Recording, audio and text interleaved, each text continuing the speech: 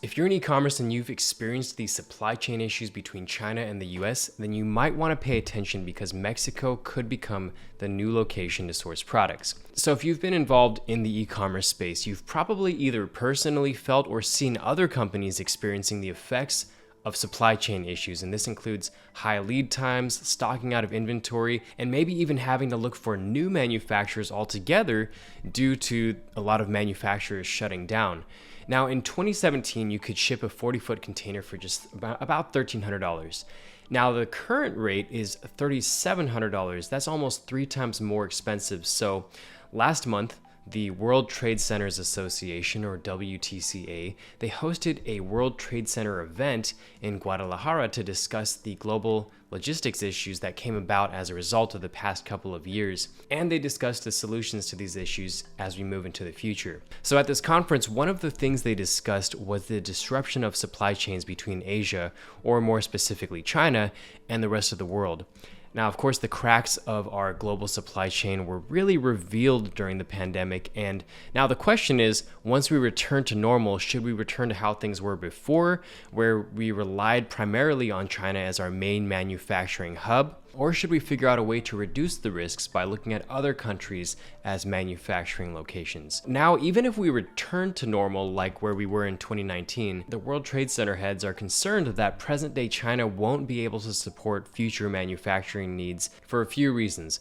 One of which is China's economy right now is going through its own issues for various reasons, so there's already a lack of stability that can have an impact on business operations. Next, China was hit really hard with its COVID-0 policy in many ways, and one of the effects on manufacturing, or the manufacturing world, was how much the Qingdao port, which is the largest port in China, was backed up, causing a ton of shipping delays that we're seeing now. China also has an aging population. The number of citizens aged 60 or above is close to 267 million, and that's about 19% of the population, and this might reach 33% before 2050. So data also shows that the fertility rate is falling, and some experts believe the country's existing welfare infrastructure could be further stressed. And over the past several years, we've seen the Americas creeping in as manufacturing sources as a result.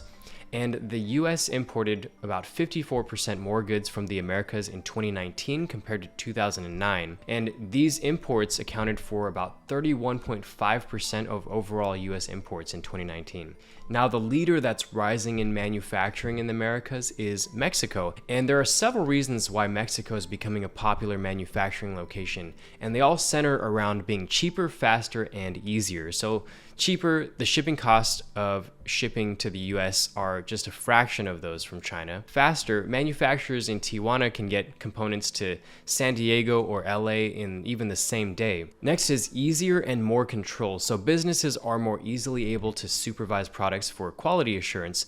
And it was even common for plant managers to travel back and forth between warehouses in Mexico and the US. So despite those points, people are still sourcing primarily from China, and we're not yet seeing a full transition over to Mexico. So the question is, why hasn't everyone already migrated over to Mexico given the benefits? Well, first is the size of the infrastructure.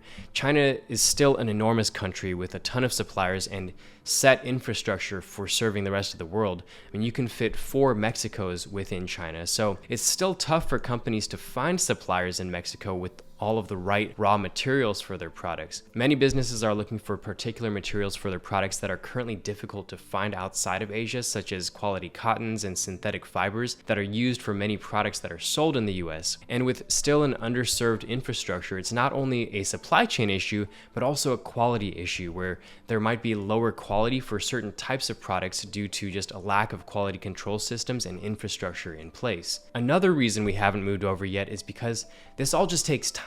This is a huge undertaking to shift legacy infrastructure, and naturally this isn't going to happen overnight. But it's currently happening in real time. Money's currently being pumped into Mexico's infrastructure, and businesses are already making that shift. Though it's not a complete shift. Right now, Mexico is being seen more by companies as a sourcing backup as opposed to an outright replacement to sourcing in China. So let's talk about the early mover advantages for sourcing in Mexico should you decide that this could be right for you. Well, building manufacturer relationships can take time. And by establishing your own Mexican supply network early, you could be building those relationships that others could find hard to make once the industry grows. And financially, there could also be early mover price advantages. So the more Mexico proves that it can deliver, the higher the demand will be. And when demand goes up, price goes up. So getting in while you can could allow you to get more favorable prices for the future.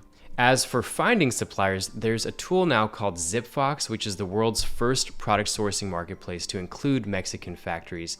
And the team has spent the last 18 months finding suppliers to add to the platform, where you can search for Mexican suppliers, really just like any other country's suppliers at this point. And if you want to read more of the specific data that supports the claims that were made in this episode, then feel free to read our blog post from one of our talented content specialists, Craig, and I'll leave that link in the description below. All right, so let's discuss more of the recommendations, things to consider in light of this information, or just how this applies to you and other e-commerce owners.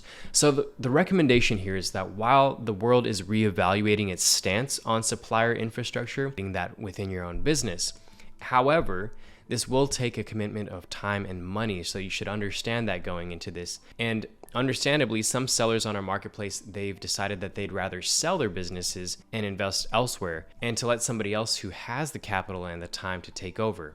And right now, sellers are still able to sell their businesses on Empire Flippers for about 35 to 40 times of the monthly net profit of the business.